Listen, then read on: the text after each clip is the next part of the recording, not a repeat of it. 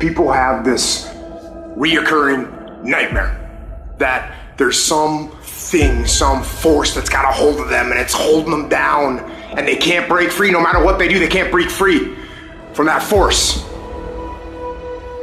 Well, I'm here to tell you that that thing in your nightmare, that thing that's holding you back, that thing that's dragging you down, that thing is you. There are two fundamental attitudes toward life and its sorrows. Those with the first attitude blame the world. Those with the second ask what they could do differently. It's much easier and much more gratifying to your basest desires to blame someone else for your misery. You know what's so funny?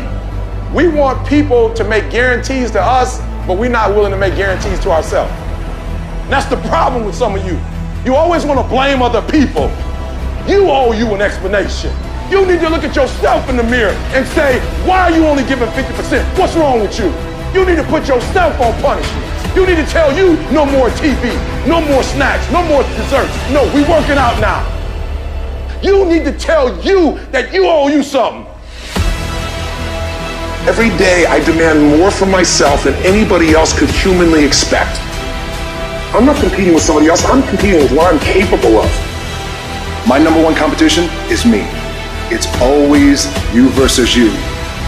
You gotta be the one to get up every morning, be disciplined, put in the consistent daily hard work, because that gains success. No coach, no trainer, no mentor, no boss can do it. You versus you. I value myself enough to give 120% or don't do it.